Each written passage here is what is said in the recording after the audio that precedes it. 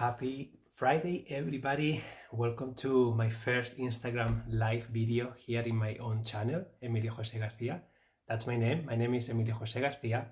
And today I want to share with you a topic that I have found to be very, very helpful and interesting for some of the people I have been helping with.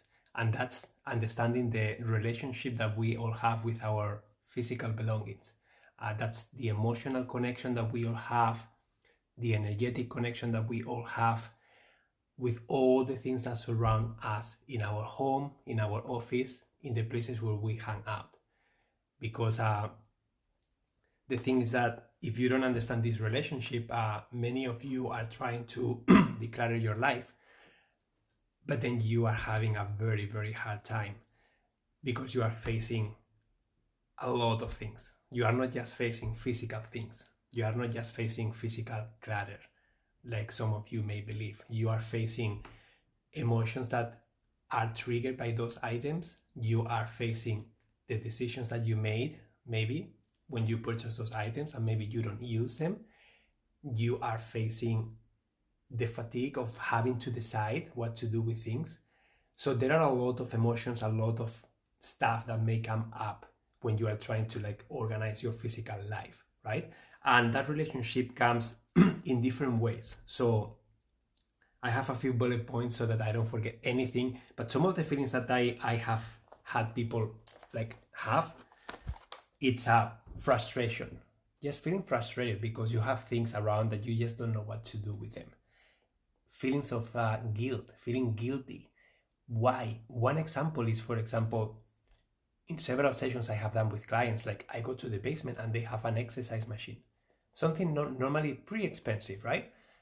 So they paid a lot of money, they are dedicating a lot of space in there, and some people are not using that machine anymore. Maybe they didn't get inspired to use it on a regular basis, maybe they just dropped the ball, and so every time they go to the basement, they feel that guilt because they failed, because they believe that they didn't make good use of that machine, because they think that they wasted money, because they feel that they are not exercising, so they are failing themselves.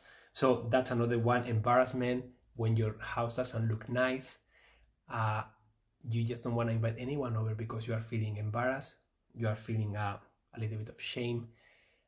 That shame comes because a lot of people believe that they should know how to do this, and the reality is that being organized is a skill that we all can learn, but not everybody has the opportunity to learn that skill from people, right? From their parents, from the people that they were raised with.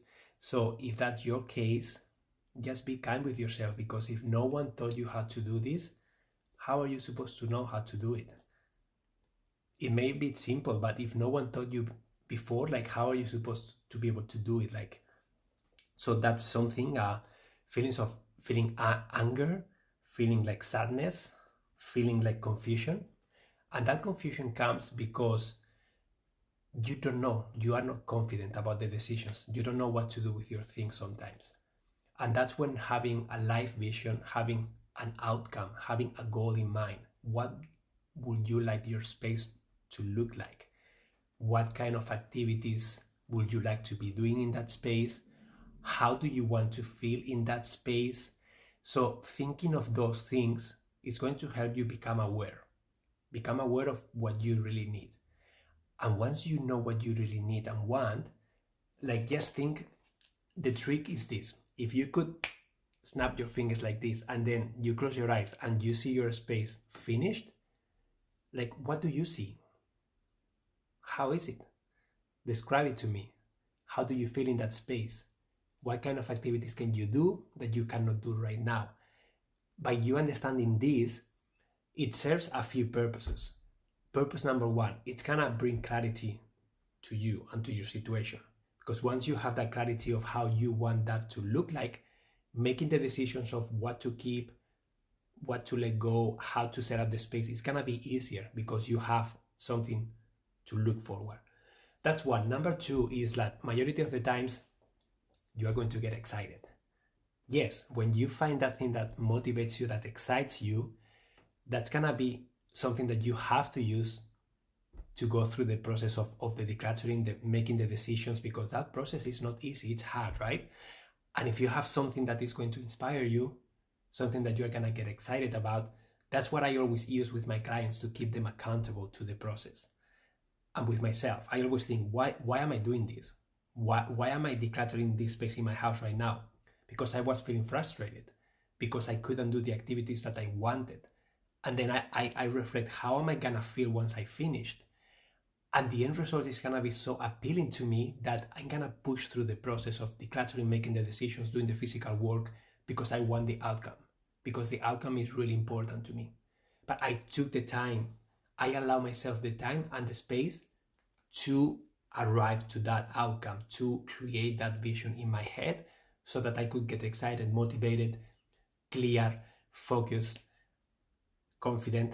You see how this is so important? And then when you go through your physical belongings and you start making those decisions that are going to trigger you, are going to trigger feelings, emotions, attachment, memories, good ones, bad ones. So you're going to be more ready to be more confident to say, no, I don't really need this anymore. No, I made that purchase in the past, but it no longer serves me. And I don't want to dedicate the space for this thing because I want to do this other thing instead. And then you become a more confident person. And by the end of the process, you will have a space that you love. Okay, so something that some of the areas that I have seen people have the harder time with are like clothes is one of them.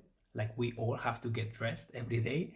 And clothes is something that, because you have to do it every single day, some people enjoy getting dressed. Some people enjoy the experience of going to the closet and choosing.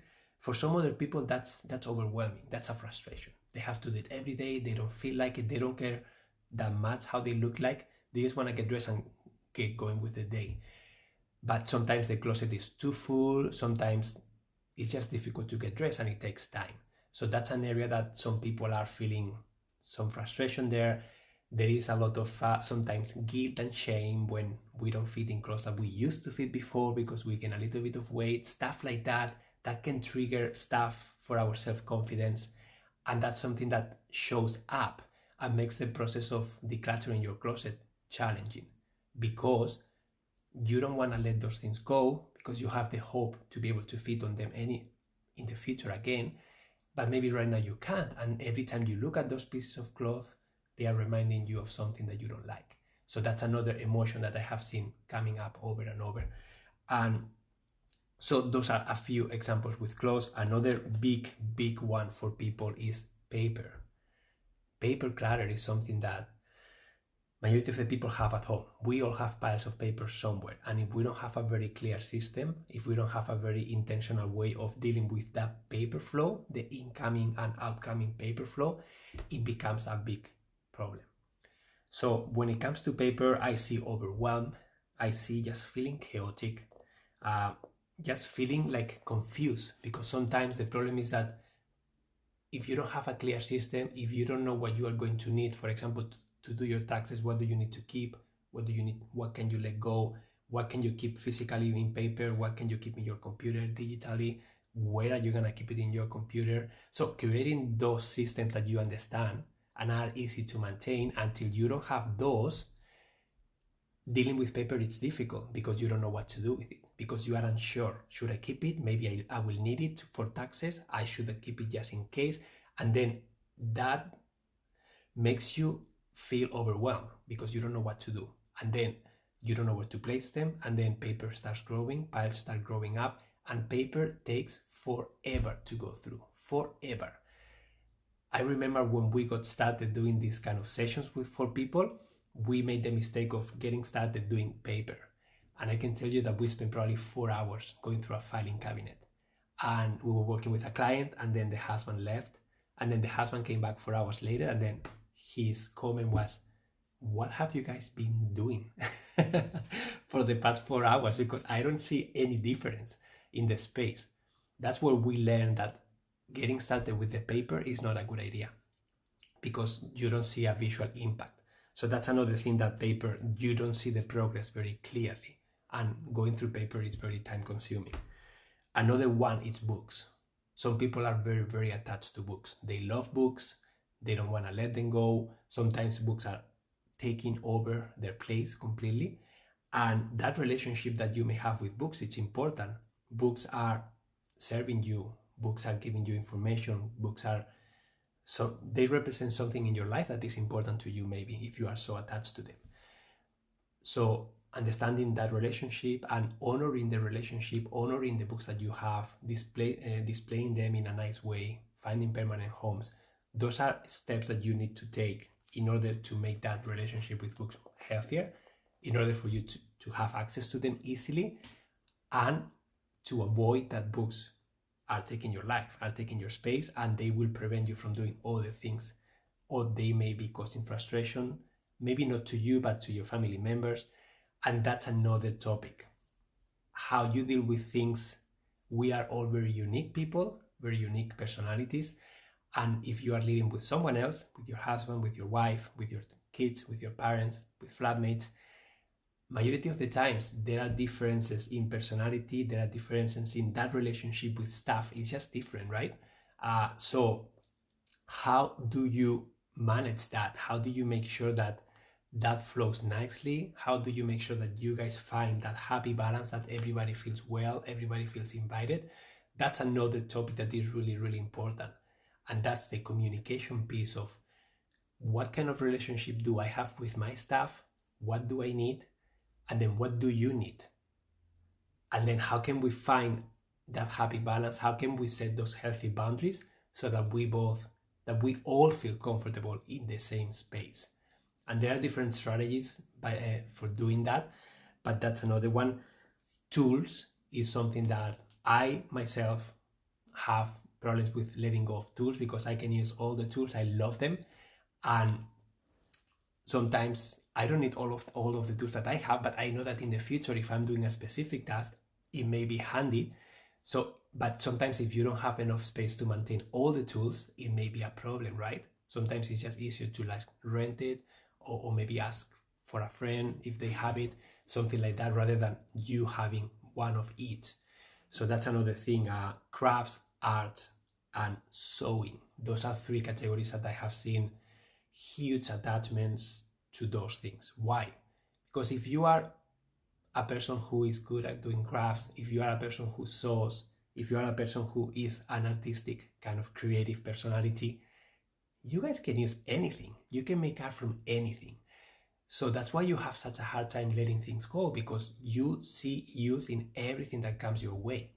And you want to keep it because you have the ability to create something with it. And that's really something beautiful. The problem comes when your physical space is so full that your creativity doesn't flow because you have too much stuff. And when that happens, that's when I will encourage you and invite you to revisit that relationship with your things. Go back to the vision that I was talking about. Like, what do you want to do? What kind of vision do you want to have for yourself? What kind of lifestyle do you want to have? What do you want to create? How do you want your craft space to look like? What do you need, physically speaking, for you to feel well, to feel invited, to feel relaxed, and to get on that creative mode? That you are the only one who has the answers for that. Because some people function really well in a very cluttered space and they can produce and they don't care. But some other people are very affected by their physical surroundings. So what kind of personality are you? And what do you need to feel well in your creative space? So when you know that, that's when you can then create a space that will facilitate the activities that you want to be doing. And a space where you are going to feel the way that you want to feel. That's really, really important. Yeah, for sewing, for example, I have seen people that are sewing, and for those of you who sew, you know that you may have different projects going on at the same time, but every project requires you to take everything out. You have to display everything in front of you. You have to make sure that you access all the pieces that you need, all the materials. You have to go look through them to find the right pattern. So there are so many moving pieces for each project. What I have seen happening is that when they have several projects going on at the same time, if you don't have a good system of putting those projects away temporarily and then bringing them back, your whole table and space becomes cluttered with different projects. They mix up ones with the other one, and then it becomes almost impossible to put order in there because there is not a system. So that's another example of how that creativity can get on the way of you actually finishing your project. Pictures is another big one that I have seen. Pictures, like, because they bring so much memories, because it takes a long time to go through photos, because it requires a lot of decisions. What are you going to do with those photos? How are you going to display them? Do you have enough space to have all of them? How many hours do you realistically have for this project? And that's something that it can be very, very overwhelming. If you are curious, Samantha, my wife Samantha, she made a YouTube video on our KW Professional Organizers channel, and she inherited like a lot of photos from her grandmother. So she went to the library, she digitized them, she created a photo book, and then she created an USB stick with all the photos inside, and she categorized the photos in a specific way. So if you're curious to know how she did it, you can watch that video. It's a series of 3 videos and it's free on YouTube to watch. But that's just one example of how can you deal with photos. Sport equipment is another one. For those of you, I am a sport person. I practice different sports. I rollerblade, I play squash, I play tennis, I bicycle, I like slacklining, I like juggling, I like beach ball, like tennis. So I do have a lot of hobbies, and every sport requires equipment, right? Some people may play hockey or soccer or whatever. So you need to have a system to, I also do cross-country skiing and snowboarding, and so there is a lot of stuff associated with every category. And if you don't put order, if you don't have a system, if you don't have a healthy relationship with your physical belongings when it comes to sports, what happens is that it becomes very inconvenient to actually use that stuff. And I have seen some people not doing the activity because they couldn't get to their things. Some people had a bike at the end of the garage, for example, and to access that bicycle, it was so difficult that they just couldn't go biking. And they hired us because they wanted to have easily access to the bicycle, for example. That was a big motivation for them to do the process of decluttering and organizing. So the same for you, like if you want to go snowboarding, but your gear is in a place that is very inaccessible. If you want to go, like we have a bicycle trailer, for example, to go with Eva, with our daughter, to do adventures. If that wasn't accessible, we most likely wouldn't use it. So we have to make sure that every now and then we create our shed space. We have a shed, so we try to keep everything in there, and then we have some stuff in the basement too. And then we also do like a season change, because if it's summer, we put all the winter stuff away, and then when it's winter, we put all the summer stuff away. So we have a system, but at the end of the day, we went through the process of what do we want to do, how do we want to feel, what activities we want to do, what are the frustrations we are experiencing, and then we create that space and we work through that relationship with our things. And then the last one I have here is toys. For those of you who have kids, toys, kids stuff, that's a huge category for a lot of families, because toys take over the entire home very, very quickly. And that relationship with toys is really, really important. And you are working with your children. They are learning from you. Not what you tell them, what you show them. So it is really, really important when it comes to toys, because this is just not a category for yourself. This is a role model for them. And if you are not able to facilitate a healthy relationship with toys, showing them how to play with them, how to put them away, how to create a functional space that they understand so that they can clean up easily. If you are not able to provide that for them, they will not learn that, and they will not do it because you cannot do it. So a few strategies around this are limiting the amount of toys that they have access to. That's number one. With our daughter Eva, that's what we do, because at the beginning she had too many toys, and the more toys she has access to, the bigger the mess she makes. And then cleaning up after becomes a huge task. And sometimes we didn't have time to clean up with her as much as we wanted, because we had to go for dinner, we had to go to bed. So we ended up cleaning up after her, and we decided, no, that's not the way we want to do it. So we limited the amount of toys, and now she plays with a fewer toys, but then she has to put them away. And she understands how to do it because we show her how to do it. And now she's doing it. Of course, some days we drop the ball because we are tired, and that's fine. But you create a maintenance plan at least once every few days, at least once a week. Everything goes back to normal, right? Everything goes back in its place. And it's also nice for them to understand that sometimes things flow that way. But when you have to clean up, you can do it. You can show them, they learn, and now she does it alone. Now she's very methodical. Maybe too much, but we didn't tell her that you have to be like this. She just likes putting things in its place, and that's how she is. Some people are less methodical, and that's fine too, but at least you are showing them a system, and inviting them to participate in the creation of that system is also very, very important, because they will need to know how to do it, and everybody will function on a different way. So just invite them to participate, invite them to like create the space, invite them to ask them, like, how would you like to keep these toys? How would you like to keep your clothes? How would you like to keep your toy, your teddies, and then they will have an input, and then they are most likely to maintain after. So that's what I have for you today, guys. If you are dealing with this and you need help, it's totally okay. You are not alone. Some people thrive by just watching a video and they can do it themselves. Some others, they need more support. If that's your case, I can help you in different ways, okay? So one way is we have created online courses. You can go to our academy. It's academy.kwprofessionalorganizers.com. You can just go to my profile link and then you will see a link there. But basically, we have created courses. My wife and I have created courses on all the different topics. There is one course about how to declare and organize any space. There is another course just about paper. There is another course about personal finances. There is another course about bullet journaling, meal planning. So there are different courses that you will find very, very handy, very, very helpful. So that's one thing. If you enjoy watching videos and you thrive by doing it yourself, that's a great way of doing it.